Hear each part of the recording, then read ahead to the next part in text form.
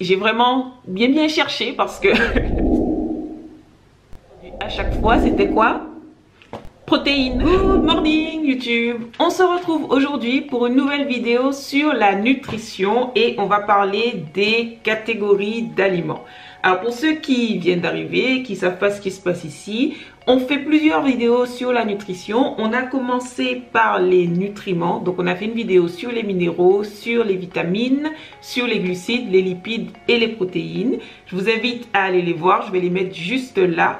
Et là, on va passer aux catégories d'aliments. On va évidemment rentrer en détail, on va consacrer une vidéo à chaque catégorie d'aliments. Mais avant ça, je m'étais dit que c'était pas mal de faire un petit mind map avec toutes les catégories d'aliments. Et comme on vient de voir les nutriments, on va voir un peu dans chaque catégorie d'aliments quels nutriments on peut retrouver. Comme ça, en un seul coup d'œil, on sait déjà un peu ce qu'on cherche, on sait déjà un peu ce qu'on va avoir quand on va consommer de telle ou telle catégorie. Et suivant ce qu'on sait aussi de ces micronutriments et ces macronutriments, ça nous permettra peut-être de mieux comprendre pourquoi quand on mange de telle catégorie d'aliments, on se sent de telle ou telle façon.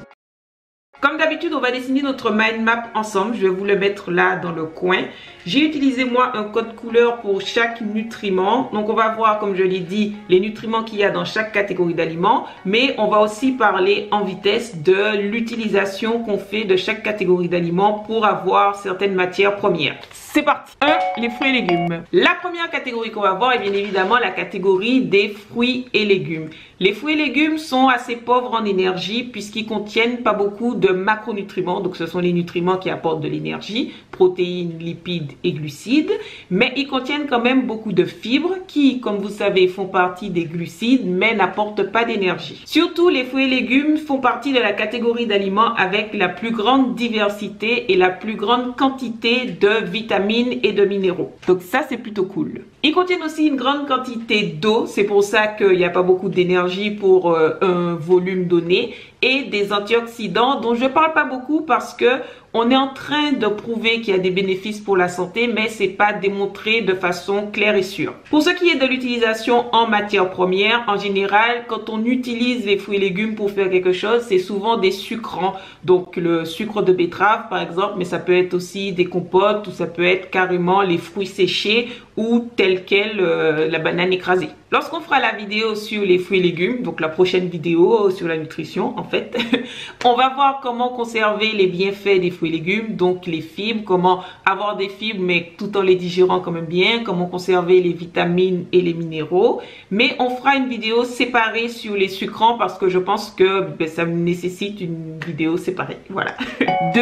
Les céréales et pseudo-céréales. La deuxième catégorie d'aliments que nous allons voir est la catégorie des céréales et pseudo-céréales. Les céréales les plus connues, la plus connue c'est le blé à l'évidence, mais on peut aussi citer l'avoine, le petit épeautre, le seigle par exemple.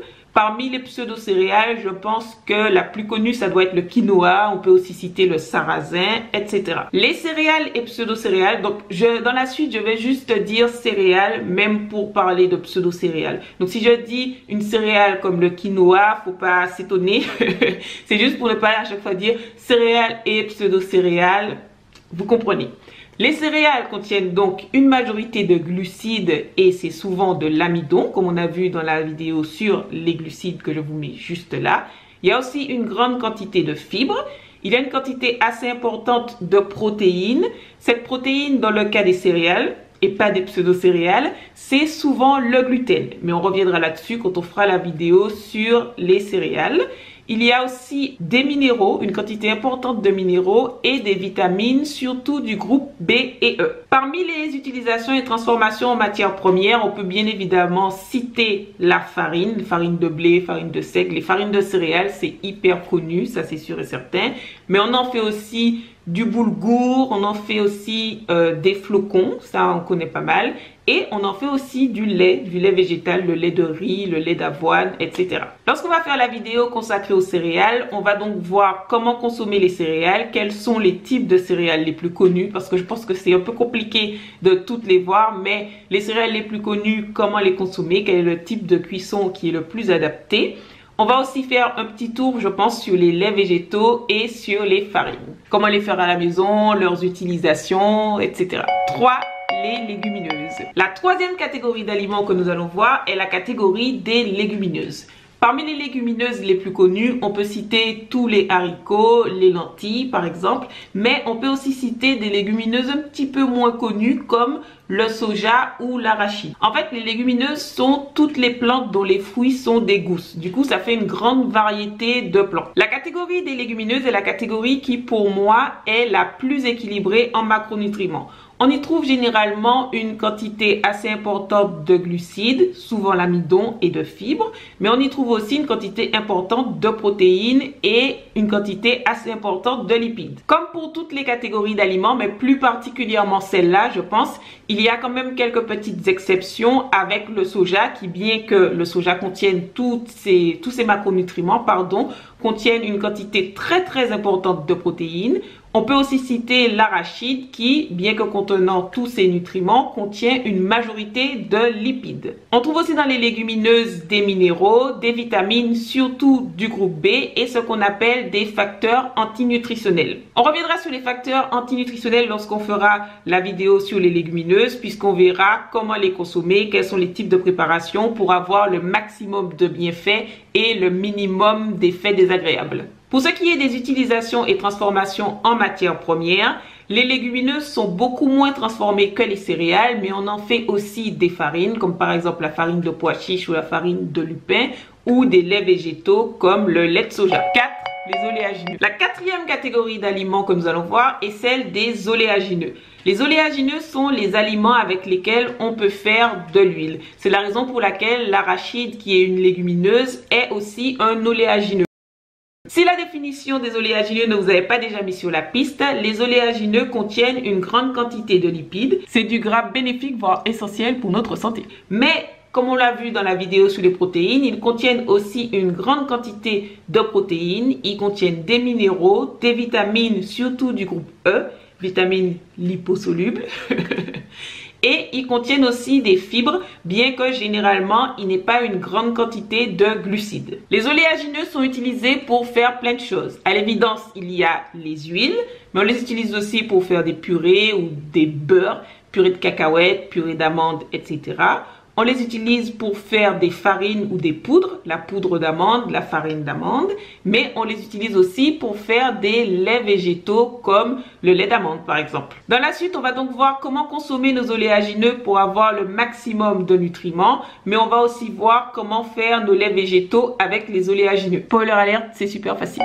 La suite. La cinquième et dernière catégorie d'aliments, c'est la catégorie des produits d'origine animale. Donc là-dedans, on a les viandes bien évidemment, mais aussi les poissons, les œufs et les produits laitiers. Les produits d'origine animale contiennent une majorité de protéines, mais ils contiennent aussi généralement une quantité importante de lipides qui sont des acides gras saturés. Comme ils contiennent très peu, voire pas du tout de glucides, les produits d'origine animale ont vraiment explosé, sont devenus célèbres, indispensables lorsqu'on a commencé à beaucoup parler des régimes low carb ou des régimes sans glucides. Néanmoins, comme on l'a vu dans la vidéo sur les protéines, les régimes sans glucides ne fonctionnent pas mieux que les autres. On perd simplement du poids très vite au début parce que les glucides retiennent l'eau. Donc quand on arrête de manger des glucides, on perd un peu aussi d'eau. Cette eau revient très vite dès qu'on recommence à manger des glucides, ce que vous ferez tôt ou tard. Concernant les micronutriments, les produits d'origine animale contiennent des minéraux comme par exemple le fer et le calcium et ils contiennent aussi des vitamines, surtout du groupe B. On peut notamment citer la fameuse vitamine B12 qui est la seule vitamine, le seul micronutriment d'ailleurs qu'on ne trouve pas pour des raisons que j'ai déjà expliquées dans les plantes. Enfin, de plus en plus d'études mettent en avant la présence dans les produits d'origine animale d'hormones, d'antibiotiques et de cancérigènes. Je pense que vous n'avez pas pu passer à côté. Ce qui s'ajoute au fait que les lipides qui sont contenus dans les produits d'origine animale sont composés en majorité d'acides gras saturés et au fait qu'il n'y a pas de fibres dans les produits d'origine animale. On ne reviendra pas dans la suite sur les produits d'origine animale, tout simplement parce que je pense qu'il n'y a pas grand chose à dire de plus et parce que ce sont des produits que je ne consomme pas. J'ai fait beaucoup de recherches sur les bienfaits de ces produits et leurs conséquences. À chaque fois que j'ai trouvé une étude qui allait dans le sens des produits d'origine animale, cette étude était financée par l'industrie animale. Pour récapituler, vous avez maintenant votre mind map qui est fini. Hein? Donc, quand on regarde les catégories d'aliments dont on va parler par la suite, on a les fruits et légumes, les céréales, les légumineuses et les oléagineux. Et ce qu'on voit, c'est que les fruits et légumes, c'est la catégorie d'aliments dans laquelle on va retrouver le plus de fibres, de vitamines et de minéraux. On va retrouver pas mal de glucides et de protéines dans les céréales. On va retrouver pas mal de glucides, de protéines et de lipides dans les légumineuses. Et on va retrouver pas mal de lipides et de protéines dans les oléagineux. Donc, le point commun que vous avez entendu à chaque fois, c'était quoi? Protéines. Ce qui renforce le fait que des protéines, il y en a vraiment partout, même si c'est pas le macronutriment qui est dominant dans les catégories d'aliments. Comme à chaque fois que vous mettez quelque chose dans l'assiette, au final, vous avez des protéines. Ça fait que vous avez suffisamment de protéines. Je vais pas revenir là-dessus. Je vous laisse aller voir la vidéo que j'ai faite sur les protéines juste là. Je répète que mon but n'est pas du tout de vous faire arrêter de consommer des produits d'origine animale, mais simplement de vous proposer d'autres options qui peuvent être également rassasiantes, qui peuvent être riches en tous les nutriments, qui sont riches en tout ce qu'il vous faut. Et ça, que vous ayez une activité qui est normale, que vous soyez juste un petit peu actif ou que vous soyez sportif. De nos jours, en 2018, il est très difficile de contester le fait que réduire notre consommation de produits d'origine animale n'est pas ce qu'il y a de mieux, de contester le fait que c'est, non que c'est, que c'est ce qu'il y a de mieux pour notre santé, pour la planète et à l'évidence pour les animaux. Donc si je peux, grâce à ces petites vidéos, vous donner des idées pour vous permettre de trouver quand même une satisfaction dans votre alimentation avec des produits qui sont des plantes, avec une alimentation qui devrait être la base de notre alimentation, eh bien c'est super. Ça ne veut pas forcément dire que je vous aurai forcé à arrêter, ça voudra dire que je vous ai un peu proposé des alternatives et que vous vous dites, ah oui, ben en fait je ne suis pas obligée à chaque fois d'avoir de la viande. Un peu, c'est mieux que rien du tout. Je fais pas partie de ces gens qui pensent que si on va pas jusqu'au bout, c'est pas assez bien. Je fais partie de ces gens qui pensent que avoir fait ça, c'est super. Amazing. Je vais arrêter cette vidéo maintenant. J'espère que ça vous a plu. J'espère que vous avez hâte de rentrer dans les détails. J'espère que vous avez maintenant une vision globale de ce qu'on peut trouver dans les catégories d'aliments et que vous voyez à quel point c'est riche. Merci beaucoup d'avoir regardé cette vidéo, merci beaucoup d'être là, merci à tous ceux qui me soutiennent sur Tipeee et je vous dis à très vite pour une prochaine vidéo.